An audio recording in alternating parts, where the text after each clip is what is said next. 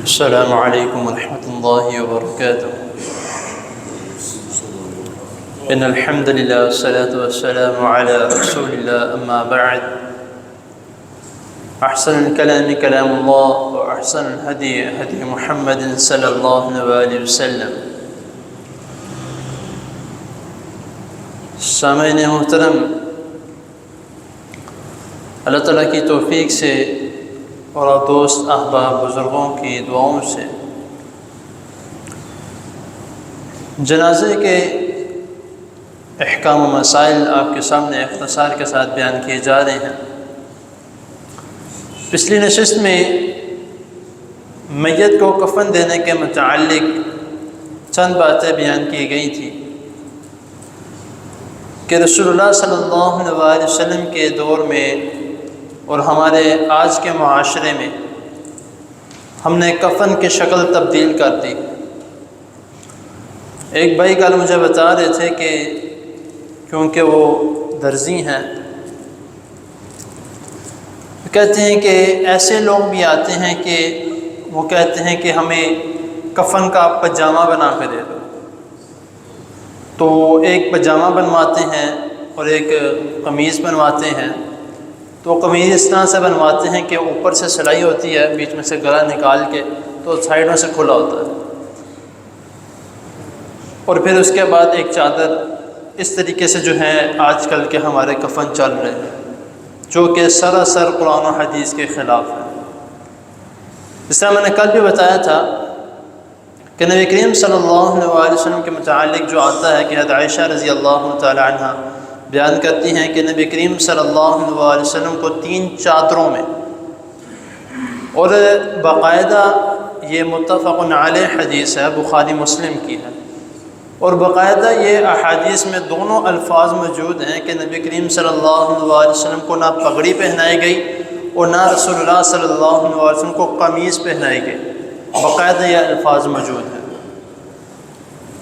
تو ہم کہتے ہیں کہ جو ہمارا کوئی بزرگ فوت ہوئی ہیں،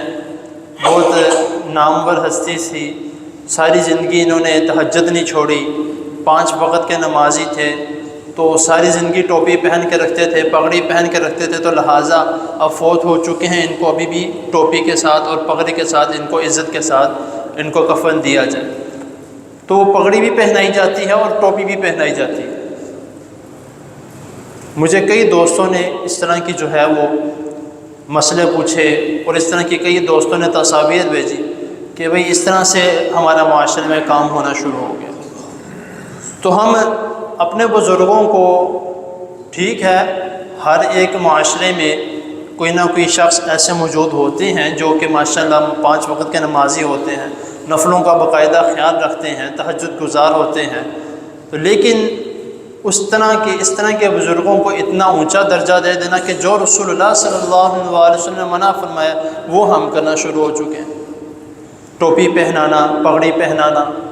اس کے علاوہ پجامے سلوانا، بھئی یہ کپڑے پہنا کے، یہ تو پھر وہ ہمارا عیسائیوں والا حساب ہو گیا، وہ بھی اپنے میت کو جو ہے وہ پینٹ کوٹ پہنا کے شیشے کے تابوت میں اس کو اچھی طریقے سے تیار کر کے اس کو بند کر کے دفناتے ہیں۔ تو ہم بھی اسی طرف چلتے جا رہے ہیں۔ پہلے اس طرح ہوتا تھا کہ آگے دفنانے کا تو آگے آ جائے گا، خیر میں چند باتیں جو ہیں اس میں بھی بیان کر دیتا ہوں کہ پہلے اس طرح ہوتا تھا کہ میت کو کفن اس میں قبر میں لٹا دیا جاتا تھا، نیچے مٹی ہے، اوپر اس کو لٹا کے اوپر پھٹا رکھ کے اوپر جو ہے وہ مٹی ڈال دی جاتی تھی۔ اب باقاعدہ اس طرح ہوتا ہے کہ نیچے چٹائی بچھائی جاتی ہے، کئی جگہوں پہ مجھے یہ بھی پتہ لگا کہ اس نے قلین بچھائے ہیں، قلین بچھا کے اوپر پھول پھینکے جاتے ہیں، باقاعدہ اس کے اندر پرفیوم ڈالے جاتے ہیں، اندر میت کو پھر دفنا کے اس کے اوپر ٹائلیں جو ہے کہ مٹی اندر نہ جائے، باقاعدہ اس کے اوپر سلوپے رکھ کے پھر اچھی طریقے سے اس کے اوپر ٹائلیں رکھی جاتی ہیں، پھر اوپر دفنا کے اوپر ٹائلیں لگائی جاتی ہیں، اس کے اوپر پھر شرٹ ڈال دیا جاتا ہے کہ بھئی یہ پورا ہی گالی بنا دیا۔ تو یہ طریقہ کار جو ہے یہ سراسر قرآن و حدیث کے خلاف ہے۔ جو رسول اللہ صلی اللہ علیہ وسلم نے حکم دیا ہے اس کے مطابق ہمیں عمل کرنا چاہیے۔ کفن کی 3 چادریں ہیں، ایک زار بند، دوسرا کفنی جو اوپر پہنی جاتی ہے، تیسرا ایک لفافہ جس میں میت کو لٹا کے دونوں طرف سے بند کیا جاتا ہے، بس یہ 3 چادریں۔ جیسا میں نے کل عورت کے لیے بھی بتایا تھا کہ عورت کے لیے بھی 3 چادریں، اس کے لیے بھی کوئی مزید کسی قسم کے کپڑے کا استعمال کرنا لازمی نہیں ہے۔